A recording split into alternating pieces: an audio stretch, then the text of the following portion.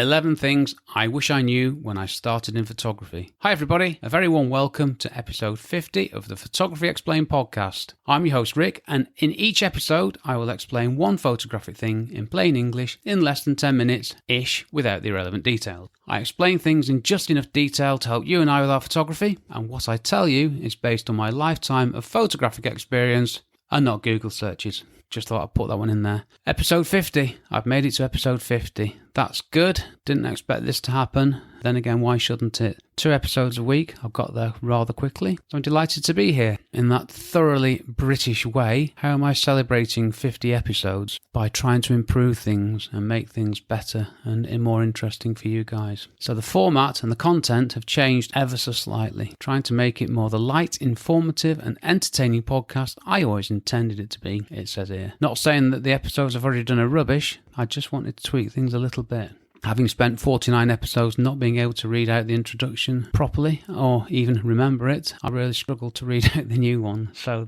this is hopefully take 6, the last take. Let's tell you what those 11 things are. 1, I'm not going to do the numbers. I'm just going to read them out, then I'm going to go through them one by one. Learn about composition. Just get out and take photos. Learn to use the gear you have. Don't worry about other gear. Learn one piece of software properly. Try lots of things. Then become excellent at the thing you enjoy. Get a critique. Get out and take photos more. Don't worry about stuff. 11, lastly, be yourself and be true to yourself. Right then, let's go through these quickly one by one. Learn about composition. No one told me this. No one told me I needed to learn composition. That's my excuse and I'm sticking to it. I think lots of people were telling me. Lots of articles and info back in the day when I got into this seriously. But I didn't listen. I didn't learn about composition. I just went out and took photos left, right and centre. Got home, looked at the stuff and went, not great. And guess what happened when I started to learn about composition? My photos got better. It's funny, isn't it? Think about it. Composition is what you put in a photo. If what you put in a photo is rubbish, you'll get a rubbish photo. Learn about composition. I did, and it's made me a better photographer. And that's why quite early in the podcast episodes, I covered composition as I see it. 2, just get out and take photos.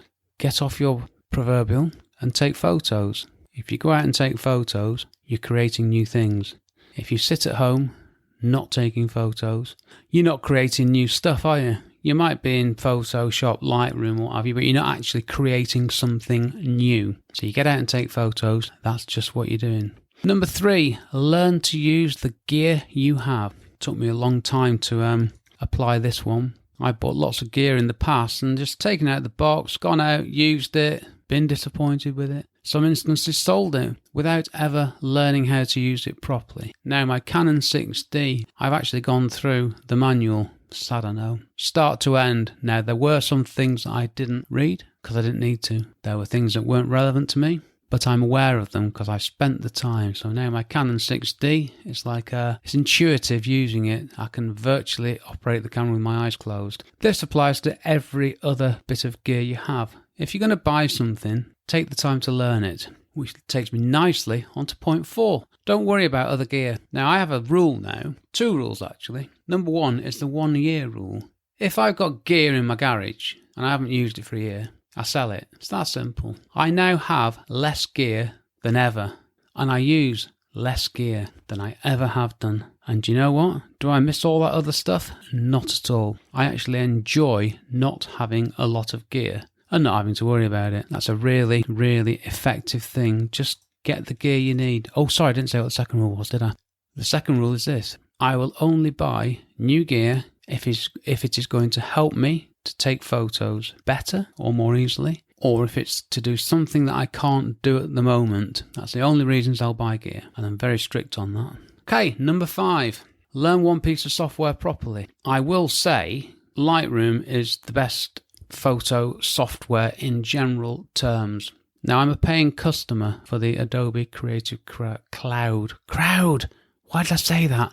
Photography plan. I'm not being paid to say this. I am a paying customer for Lightroom and Photoshop, but I'll get onto that in another episode, which won't be called Why I Hate Photoshop. No, sorry Adobe, I don't really like it though. Lightroom, I've been using Lightroom since version 1.0, which was released in 2007. And I've been using it ever since. And Lightroom is what I use all the time. I use Photoshop for a few bits, but I don't really understand it.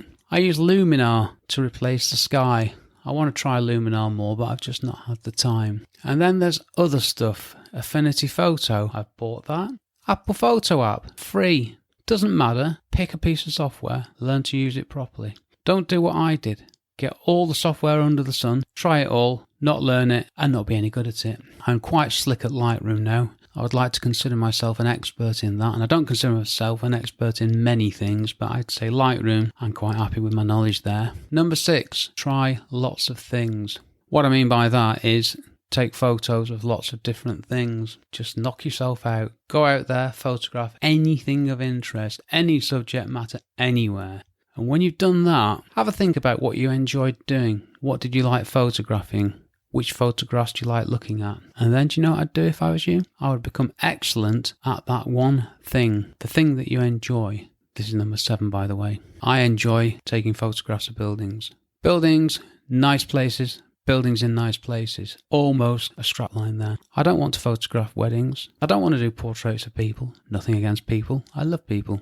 I don't want to photograph pets. I don't want to photograph cats, dogs, llamas. I'll stop there before it gets ridiculous. I don't want to do it really, so I'm not going to do it. So I do one thing. I photograph buildings and the built environment. And that's it. And of course, sunrises on holiday, but that's a different story.